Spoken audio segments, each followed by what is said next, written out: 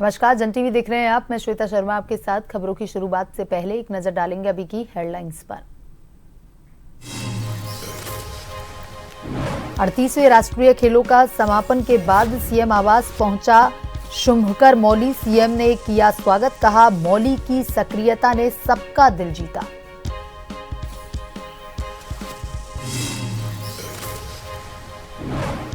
प्रदेश में नहीं थम रहा स्मार्ट मीटर को लेकर चल रहा बवाल।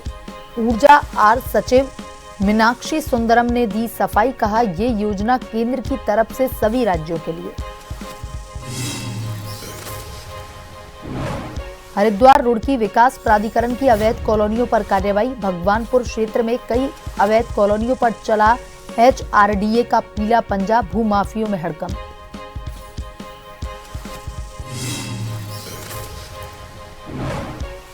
उधम सिंह नगर के नानकमत्ता क्षेत्र में पुलिस की 2 बदमाशों से मुठभेड़। बदमाशों ने पुलिस पर चलाई गोलियां, पुलिस ने की जवाबी फायरिंग। गोली लगने से दोनों बदमाश घायल।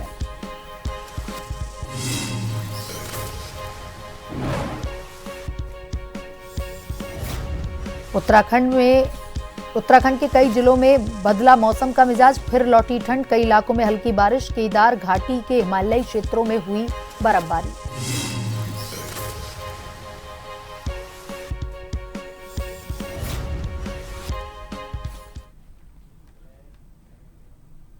और अब खबरें विस्तार से।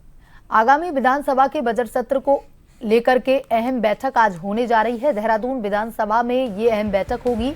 देहरादून विधानसभा भवन में बैठक का आयोजन किया जाएगा। विधानसभा अध्यक्ष की अध्यक्षता में बैठक आयोजित होगी। सत्र की सुरक्षा तथा अनुषांगिक व्यवस्थाओं पर विचार विमर्श किया जाएगा।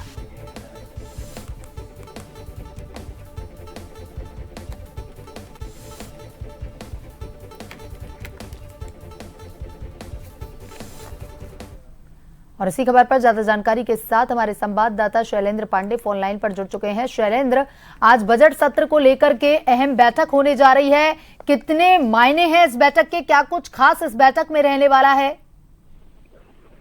श्वेता, बता दें कि बजट सत्र 18 तारीख से शुरू होने वाला है। उसी को लेकर के आज विधानसभा अध्यक्ष सारी तैयारियों को लेकर के बैठक कर रही है। और सबसे बड़ी बात है कि इस बार जो बजट सत्र शुरू होने वाला वो पेपरलेस होने वाला है। तो उन सबकी सारी तैयारियों का जायजा आज विधानसभा अध्यक्ष ले रही है, ताकि जो विधानसभा सत्र हो तो उसमें किसी भी प्रकार की दिक्कत न हो। इन्हीं सब लोगों के सुरक्षा से लेकर के सारे विषय पर चर्चा कर रही है, ताकि क्योंकि पहली बार होने जा रहा है जब पेपरलेस बजट पेश होने जा रहा है, तो इसमें क्या क्या समस्याएं आएंगी, जो उनके सारे विधायक हैं उनके सामने जो टैब लगे हैं उनकी क्या स्थिति है। तो इन सब चीजों को लेकर के आज जो बैठक है काफी महत्वपूर्ण है, ताकि जो आने वाला समय में जब 18 तारीख को बजट सत्र शुरू हो तो किसी भी प्रकार की दिक्कत न हो। श्वेता जी शैलेंद्र, तमाम जानकारी के लिए धन्यवाद।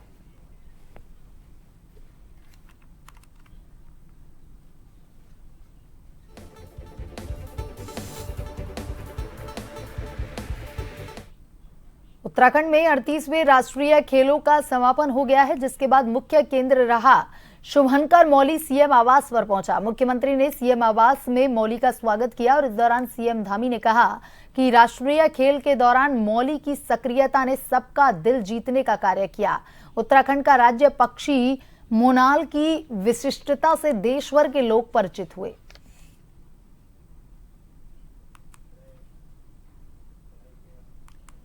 मुख्यमंत्री की विधानसभा चंपावत जिला मुख्यालय में ऊर्जा निगम की ओर से बिजली लाइन को भूमिगत करने का निर्णय कार्य निर्माण कार्य शुरू कर दिया गया है। निर्माण कार्य पूरा होने के बाद नगर क्षेत्र के लोगों को तारों के जंजाल से मुक्ति मिलेगी।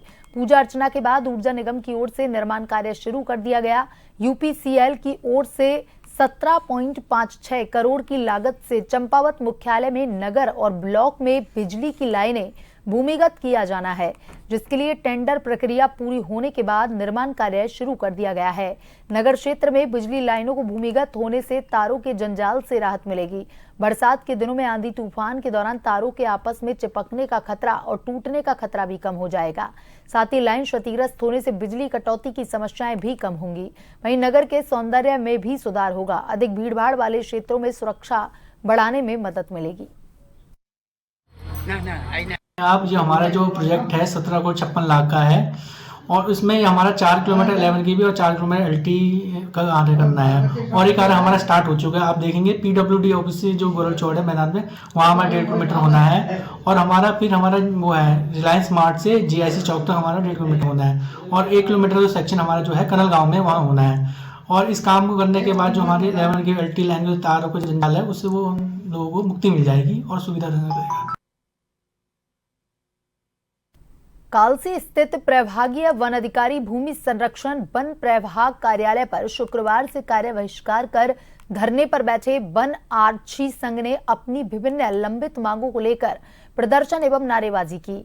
वन आरक्षी संघ के प्रदेश अध्यक्ष सचिन सिलोड़ी ने कहा कि संघ लंबे समय से अपनी जायज मांगों को लेकर संघर्ष कर रहा है, किंतु शासन प्रशासन लगातार वन कर्मचारियों की अनदेखी कर रहा है। उन्होंने कहा कि वन आरक्षी संघ वन अधीनस्थ वन सेवा नियमावली 2016 को पुनः लागू करने तथा वन आरक्षियों की पदोन्नति वर्दी नियमों में संशोधन, पद का समयमान, वेतनमान आदि विभिन्न मांगों को लेकर कार्य बहिष्कार कर आंदोलन किया जा रहा है। दैनिक श्रमिक का तो वेतन भुगतान नहीं है, इसलिए बैठे हैं। और उनके वेतन भुगतान के लिए उच्च स्तर से मेरी वार्ता चल रही है, तो वो जल्द ही उसका बजट मुझे मिल जाएगा तो उनका भुगतान मैं कर दूंगा। और दूसरा मुद्दा जो वन आरक्षी संघ का है, उनका कुछ सेवा से संबंधित मामला है, वो मामला जो है सरकार स्तर पे ही सॉल्व किया जा सकता है। उन्होंने अपना सांकेतिक प्रदर्शन आज यहाँ दिया है।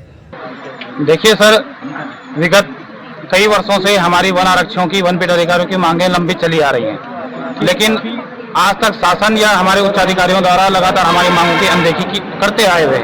और दिनांक 3 फरवरी को हमारे द्वारा माननीय मुख्यमंत्री जी को ज्ञापन सौंपा गया था अपनी मांगों के संबंध में, और उसी के परिप्रेक्ष्य में हमारे द्वारा दिनांक 6 से और 10 तारीख का विरोध प्रदर्शन जताया गया था काला फीता बांध के। लेकिन तब भी हमारे उच्च अधिकारियों ने हम लोगों की मांगें नहीं सुनी है। तो इसी क्रम में सर हम आपको बता देते हैं कि हमारी मांगें हैं, एक उत्तराखंड अधीनस्थ वन सेवा नियमावली 2016 उसको पुनः लागू करवाना, क्योंकि 2018 में हमारी नियमावली से एक कठपुतली जैसा खेल खेला गया था, जिसमें 33 और 66 का एक कोटा बीच में लाया गया था, जिससे हम लोगों का जो पदोन्नति का है वो रास्ता पूर्ण तरीके से बाधित हो चुका है और हमारी पदोन्नतियां बिल्कुल भी नहीं हो पा रही हैं। लोहाघाट ब्लॉक के सीमांत सर्वाधिक छात्र संख्या वाले विद्यालय PM श्री राजकीय इंटर कॉलेज दिगाली चौड़ में इंटरमीडिएट बोर्ड परीक्षा के लिए विदाई समारोह का आयोजन किया गया।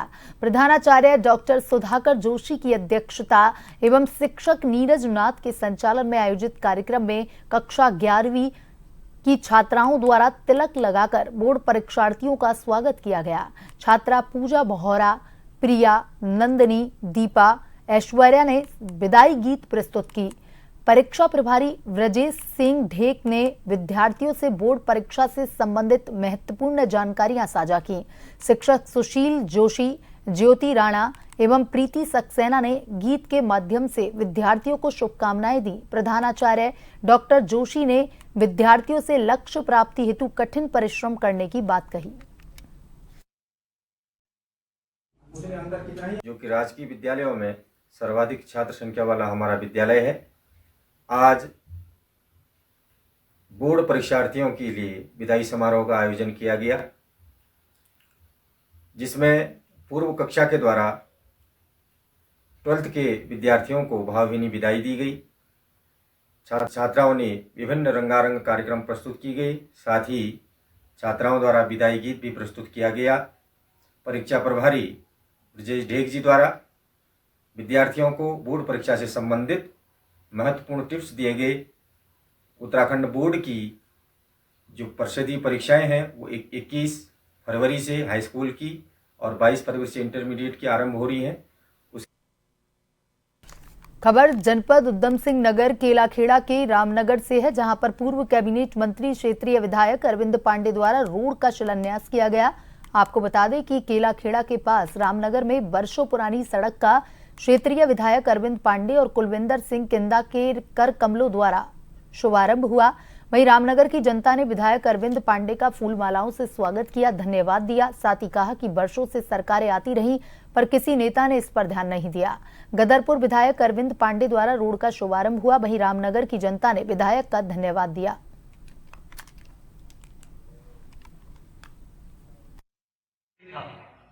यूपी का बॉर्डर तक ये लगभग 3 किलोमीटर के आसपास की सड़क है और कई वर्षों से जीर्ण शीर्ण थी। गांव वालों ने हमेशा मांग की, मैंने भी प्रयास किया, लेकिन कुछ टेक्निकली दिक्कत ऐसी थी कि इसको हॉट मिक्स से नहीं बनाया जा सकता था। और ये गांव की सड़क है, जब तक ये अच्छी क्वालिटी की नहीं बनेगी तो किसानों का किसानी बाहुल्य क्षेत्र होने की वजह से जो मैनुअल सड़क हम बनाएंगे वो बहुत जल्दी टूट जाएगी। तो पैसा भी कहीं ना कहीं सरकार का नुकसान होता है, जो जनता का ही पैसा है। इसलिए मेरा संकल्प था कि जब भी इस सड़क को बनाऊंगा मैं हॉट मिक्स से बनाऊंगा। आज गांव वालों के आशीर्वाद की वजह से मुझे सफलता मिल गई और रामनगर चौराहे से लेकर टांडा खेम यूपी बॉर्डर तक इस सड़क को लगभग कई करोड़ रुपए की सड़क है। इसकी स्वीकृति होगी, टेंडर भी हो गया। आज इसका हमने शिलान्यास कर दिया है। भारतीय ज्ञान परंपरा का संरक्षण, संवर्धन एवं प्रसार जनोपयोगी बने तभी दुर्लभ पांडुलिपियों में संरक्षित ज्ञान का महत्व होगा। ऋषि तुल्य आचार्यों के ज्ञान राशि के भंडार प्रयोग आमजन को प्राप्त हो, इसी प्रयास का परिणाम राष्ट्रीय पांडुलिपि मिशन के द्वारा यहां चल रहे पांडुलिपि के अनुरक्षण का कार्य का 1 वर्ष सफल होने के उपरांत उक्त कार्य में लगे सभी छात्रों को शुभकामनाएं व स्मृति चिन्ह प्रदान कर संपूर्णानंद संस्कृत विश्वविद्यालय वाराणसी के कुलपति प्रोफेसर बिहारी लाल शर्मा ने व्यक्त किया।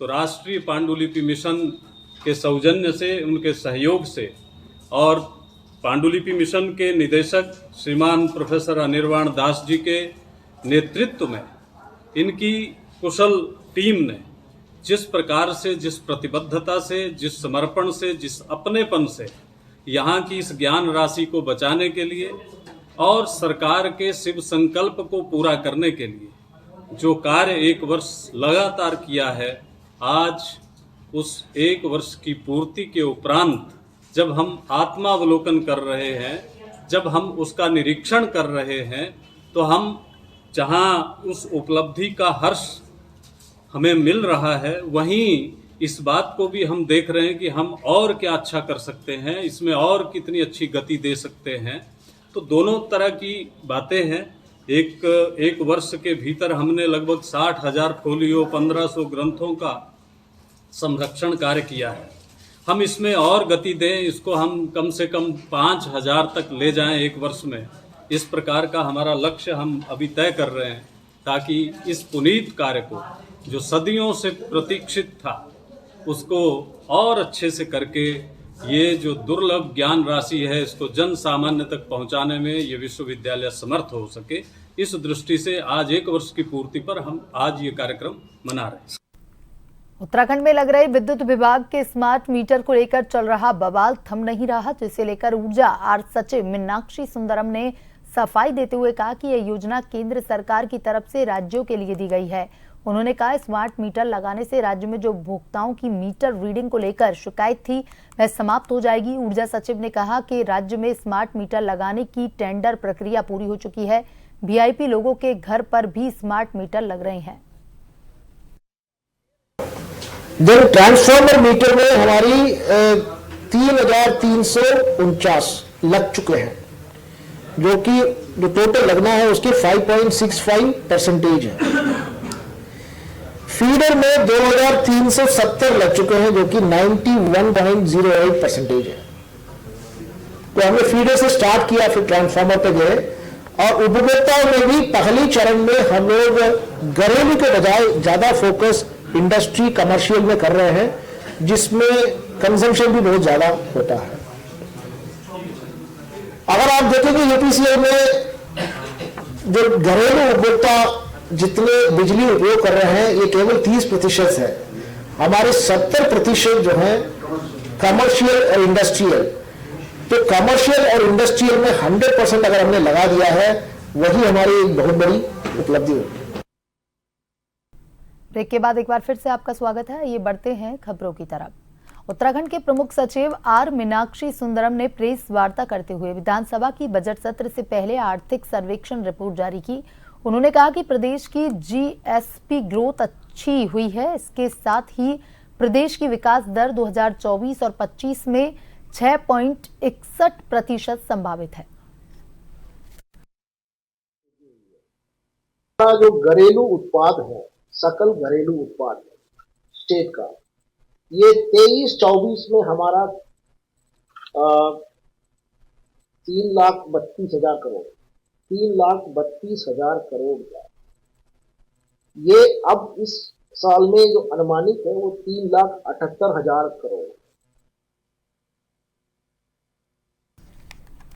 काशीपुर महापौर दीपक बाली ने चुनावी वादों को पूरा करने की दिशा में कदम बढ़ाते हुए इस माह से नगर निगम क्षेत्र में विकास कार्य शुरू करने की घोषणा की। चेती मेले से पहले किले की ओर जाने वाली कच्ची सड़क को पक्का किया जाएगा। महापौर ने नगर निगम कार्यालय में पत्रकारों से वार्ता करते हुए बताया कि मुख्यमंत्री पुष्कर सिंह धामी के सहयोग से 90 दिन में शहर की तस्वीर बदली जाएगी।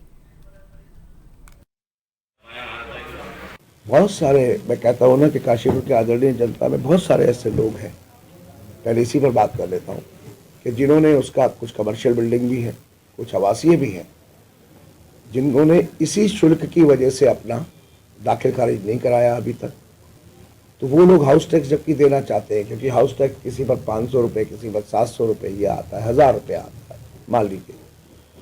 तो एक तो उस नुकसान के सापेक्ष मुझे पूरी उम्मीद है, जो डाटा बताता है कि हम लगभग उससे 2 से 3 गुना ज्यादा आय को बढ़ाएंगे उस नुकसान से। उसके अलावा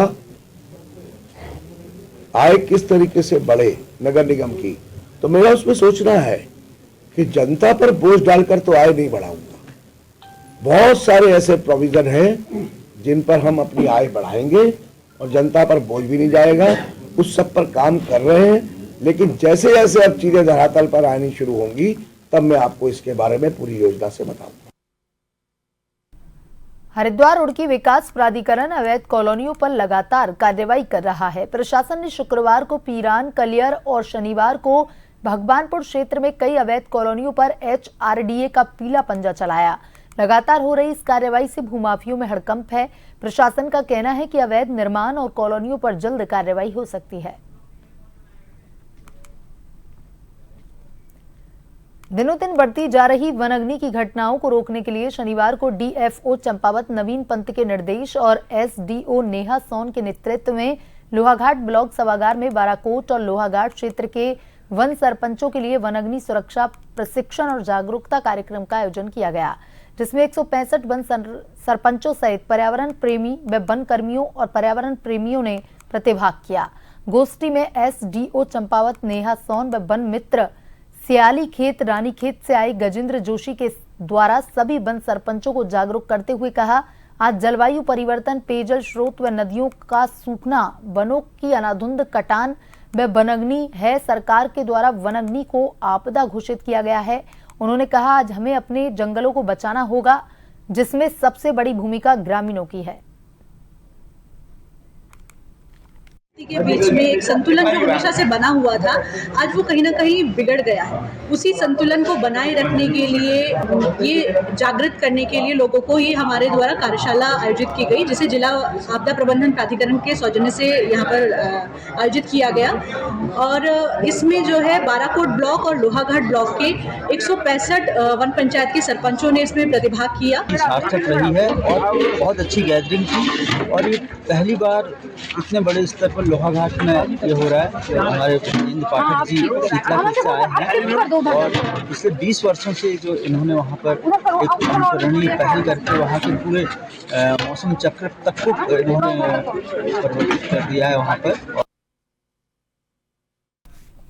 लालकुआं नगर में बस स्टॉप और टेम्पू स्टैंड नहीं होने की वजह से स्थानीय लोग और राहगीरों को काफी परेशानियों का सामना करना पड़ता है। बता दें कि लालकुआं रेलवे जंक्शन कुमाऊं मंडल का सबसे बड़ा रेलवे स्टेशन है और यहां बड़े पैमाने पर ट्रेनों का आवागमन होता है और यात्रियों को टेम्पू के माध्यम से अपने गंतव्य तक पहुंचाने के लिए टेम्पू चालक अपने वाहनों को आड़ा तिरछा खड़ा कर देते हैं, जिससे आवागमन बाधित होता है। वहीं बस स्टॉप नहीं होने की वजह से यात्रियों को काफी परेशानियों का सामना करना पड़ता है। ऐसी स्थिति से निपटने के लिए नवनिर्वाचित नगर पंचायत लालकुआं के अध्यक्ष सुरेंद्र सिंह लोटनी ने बताया कि वह क्षेत्रवासी और विभागीय अधिकारियों के साथ मिलकर इस समस्या के समाधान के लिए मंथन कर रहे हैं। उम्मीद है जल्द ही इस समस्या का समाधान निकाल लिया जाएगा।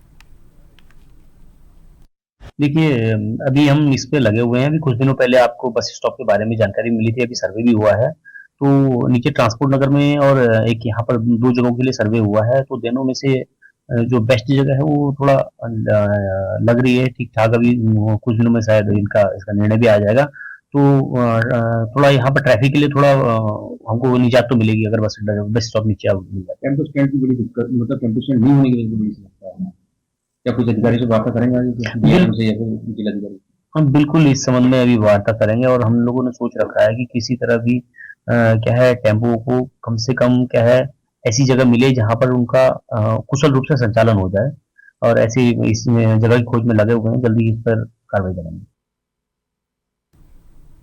बुलेटिन में अभी तक के लिए इतना ही। बने रहिए जन टीवी के साथ। नमस्कार।